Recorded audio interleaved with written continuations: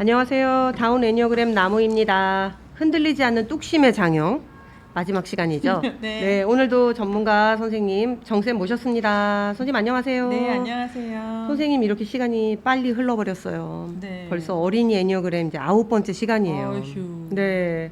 그래서 오늘 인류형으로 저희가 어린이 애니어그램 유형별 사례 녹음을 이제 마무리하는데요. 네. 저희가 인류형 들어가기 앞서서 향후에 이제 계획을 좀 먼저 이야기 나눠보면 좋을 것 같아요. 네, 일단은 어떤 내용들이 가장 어머님들께 도움이 되실지를 네. 사실 지금도 고민을 하고 있어요. 고민을 하고 있고, 네. 아이들을 실제로 바라보면서 어떻게 그 성향을 보시기에 적절한 내용들을 담을 수 있는지 저희가 지금도 좀 나누고 있기 때문에 네. 이 부분은 추후에 저희가 공지를 좀 하도록 하겠습니다. 네, 맞아요. 아이들을 이제 우리가 더 잘 이해하기 위해서 부모님들 이제 양육하실 때 도움이 더 되고자 어떤 내용 좀 다루면 좋을까를 계속 고민을 하잖아요. 네. 그래서 좀 우리 다음 이제 시간에 또 저희가 고민해서 이제 보여드리는 그 내용들로 다시 이제 좀 빨리 만나보고 싶은 생각이 드네요. 네네. 네. 어쨌거나 그러면 오늘 이제 1번 순서 1번 유형 이제 아이 나눠볼 건데요. 네. 선생님 1번 유형 어린이들 좀 특징적인 모습들 먼저 좀 설명해 주시면 어떤 게 있을까요? 1번 아이들도 이게 장중심의 아이들이에요. 네. 근데 우선 다른 장형보다는 훨씬 더 이 아이들이 활동적이고 참여도가 높다고 할 수 있어요. 네. 그래서 왠지 8번 아이들은 굉장히 무겁고 네. 진득하다? 좀 이런 표현. 근데 9번 아이들은 좀 게으르고 네. 굉장히 느리다? 네. 근데 1번의 아이들은 어떤 것을 접하든 그것을 되게 하고 싶어하는 어떤 호기심, 또 어떤 취미 이런 것들이 더 활발하다고 볼 수 있어요. 네. 그래서 이 아이들은 하고 싶은 것도 많은 어떤 욕구를 많이 보여준다고 할 수 있습니다. 네, 맞아요. 선생님 호기심 많고 좀 활동적인 우리 첫인상을 좀 1번 유형 아이들이 이제 주는데요. 이제 우리가 좀 세부적으로 이제 살펴볼 텐데 내용은 이제 지난번과 같이 이제 친구 가족 관계 속에서 모습, 그다음 마음적인 모습, 그다음 마지막으로 양육 코칭 방향 이렇게 해볼까 합니다. 1번 유형 아이들은 이제 학교나 좀 외부에서 좀 모범적이라는 말을 좀 듣잖아요. 네네. 이제 그래서 이제 오히려 좀 1번 아이들은 너무 열심히 하다 좀 탈나는 경우가 종종 있는 것 같아요. 네. 예를 들면 뭐 학교나 학원에서 너무 열심히 과도하게 집중하고 좀 과도하다라는 것이 이제 좀 핵심일 것 같은데 열심히 하다가 좀 머리가 아프다, 배가 아프다 이런 말도 좀 종종 하는 것 같아요, 선생님. 네네. 이 친구들에게서 확연하게 보여주는 것은 굉장한 긴장감이요. 네. 긴장하고 딱 굳어져 있는 몸? 이렇게 표현하고 싶어요. 네. 이 아이들은 어떠한 설명과 어떤 지침 기준이랄까? 그것에 대해서 우리가 미리 언지를 해주거나 이야기를 하지 않는다면 그 무엇도 자신이 스스로 할 수 없는 어떤 모습의 형태로 굳어져 있는 것 같습니다. 네. 제가 아이들 첫 입학할 때 이제 학교 반을 배정받아 있는 아이들을 처음 접했는데 그때 1, 2학년의 아이가 거기에 속해 있었어요. 네. 제가 꾸준히 몇 년을 봐왔던 아이였고 이 아이는 선생님이 명찰이나 자신의 물건을 주변에 두고 하교하라고 전달을 하자 꼼짝 않고 그 자리에 서 있는 거예요. 그 아이는 저를 불렀어요. 네. 이거 명찰은 어디다 두어야 하는 거죠? 라고 네. 물어보더라고요. 다른 친구들은 그냥 뭐 서랍이나 뭐 사물함이나 또는 그냥 이렇게 놓고 가는 친구들도 있었는데 이 친구는 그것에 대해서 저한테 질문을 해왔던 거죠.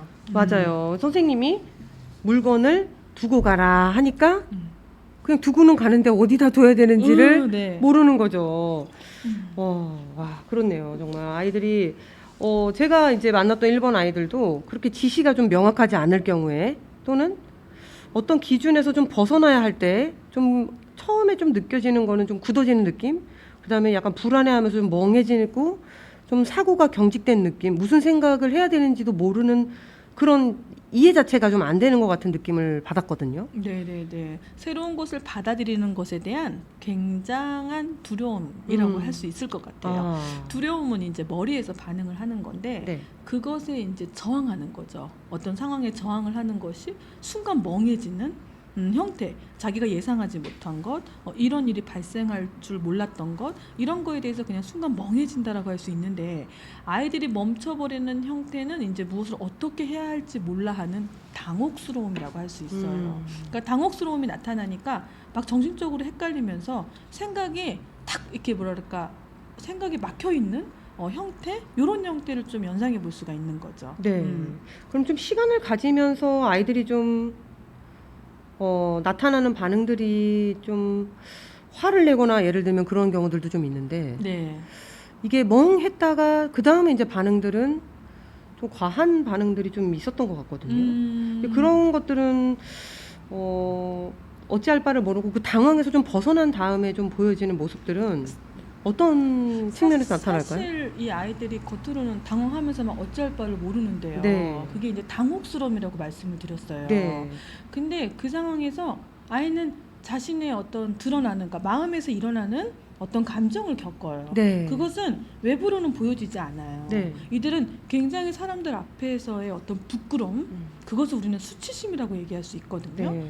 내가 그렇게 행동했다라는 거, 내가 아무것도 몰라 하는 그런 모습으로 있었다는 것, 그런 감정을 만나기 때문에 이것은 자기 내면에서의 어떤 반응인 거죠.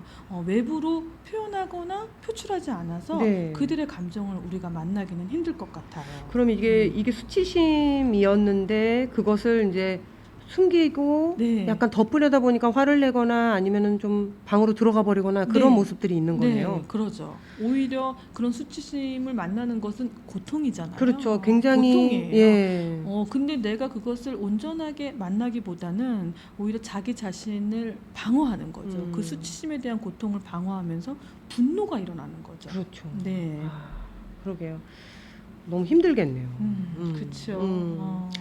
네, 그러면은 선생님 또 인류형 아이들이 또 자기 뜻대로 또 안 될 때도 또 되게 흥미로운 모습들이 보이잖아요. 네. 예를 들면 이제 집에서 동생이나 어떤 형제들과 놀다가 자기가 놀고 싶은 장난감을 마음대로 자기가 원하는 형태로 갖고 놀 수 없거나 네.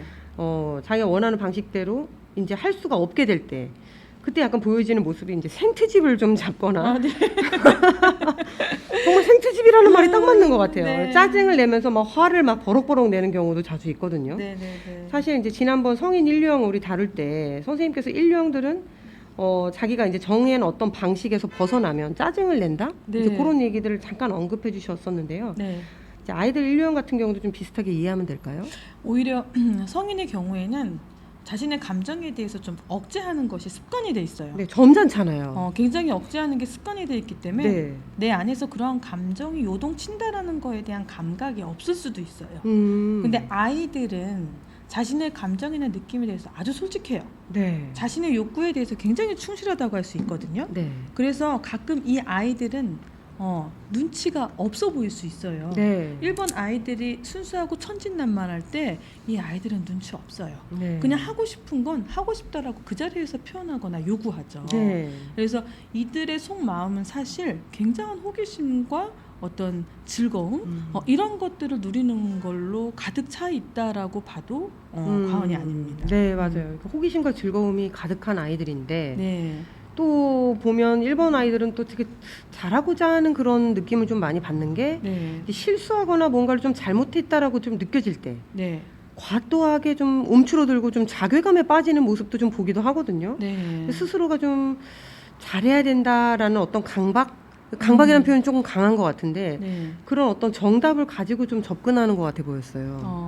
올 때 이제 일본 아이들 아까 잠깐 언급했지만 네. 이 아이들은 사람의 감정을 매우 솔직하게 경험하는 면이 있어요. 네. 근데 그것이 긍정적이기보다는 되게 부정적이라고 좀 할 수도 있는 게 스스로에게 또 굉장히 상처를 받는 형태가 되거든요. 네. 그래서 일본 유형의 아이들도 장형이어서 감정적 표현은 우리가 눈에 잘 보이지 않아요. 네. 근데 그런 상처나 마음을 챙겨야 될 시기에 누군가를 찾지 않고 혼자 머물러서 그런 감정들을 만나게 되는 거죠. 네. 그러면 이 아이들은 그런 감정으로 시간을 보내게 될 때 그것을 부모가 함께 나눌 수 있어야 한다는 것을 알려주셔야 돼요. 그러한 감정을 자기가 어떤 감정선에 있을 때 네. 엄마 나 지금 너무 상처가 되고 나 너무 힘들어요. 이런 것들을 사실 호소하거나 표현할 필요가 있기는 해요. 네. 왜냐하면 그것들 내재되어 있는 것들을 표면화하면서 아이들이 건강한 마음으로 회복하는 과정이기도 하거든요. 네. 사실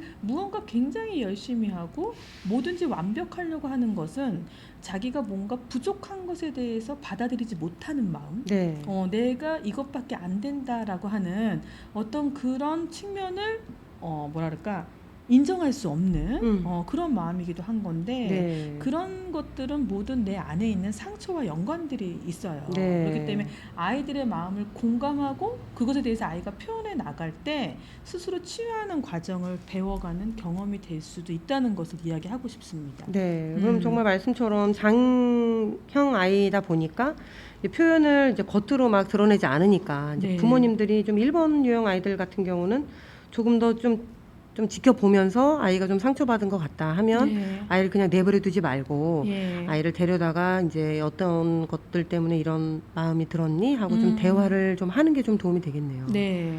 음. 아이는 그것으로 금방금방 회복이 되는 특성도 가지고 있어요. 네, 그렇군요.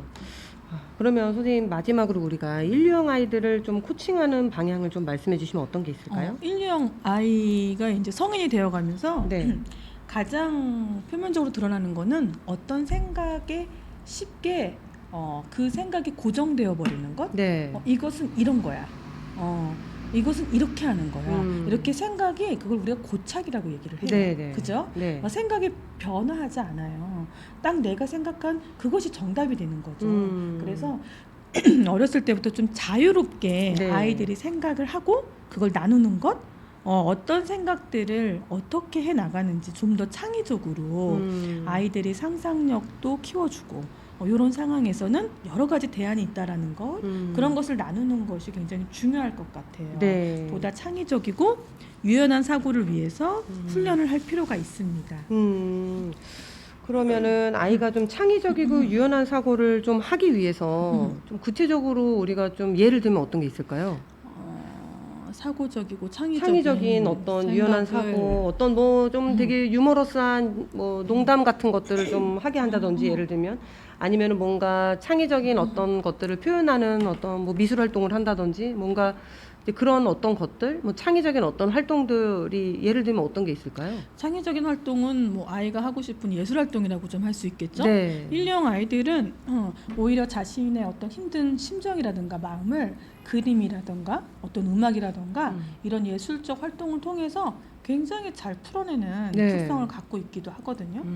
그런 도구를 연결하시는 것도 방법이라고 할 수 있습니다. 네, 아이들이 또 뭐 만드는 것도 좀 되게 좋아하는 것 같더라고요. 네. 일본 아이들이. 아이들은 새로 접하는 것들, 어떤 새로 만나지게 되는 것들에 대한 네. 호기심과 열정이 대단합니다. 맞아요. 그러니까 처음 뭔가를 시작하는 것이 좀 쉬운. 네. 어떤 애들은 뭘 시작하려고 그러면 굉장히 막 질질 끌려가고 안 하고 싶다 하는데 일본 아이들은 정말 처음부터 우리가 얘기했던 것처럼 호기심이 많고 접근성도 되게 이렇게 또 쉽게 약간 네, 예 그렇게 좀 그런 특성이 있으니까 아이들이 좋아하는 예술 활동을 이제 선택해서 한번 네. 하게끔 하는 게 아이들에게 도움이 된다. 꾸준한 그런 활동을 통해서 자신을 표현해낸다. 네. 이렇게 보시면 될 것 같아요. 네. 음. 선생님 오늘 이제 우리 장형 1번 유형 어린이들 얘기 이제 이야기 나눴는데요. 오늘은 이제 여기까지 마무리하고요. 네. 이제 이 영상 보시고 이제 도움이 되셨으면 이제 구독과 좋아요로 이제 피드백 해주시면 감사하겠습니다. 그리고 다음 시간에는 이제 우리가 각 유형의 아이들을 좀 더 이해하기 위해서 좀 더 또 다른 새로운 주제를 가지고 이제 저희가 만나도록 하겠습니다. 선생님 오늘 수고 많으셨습니다. 감사합니다. 감사합니다.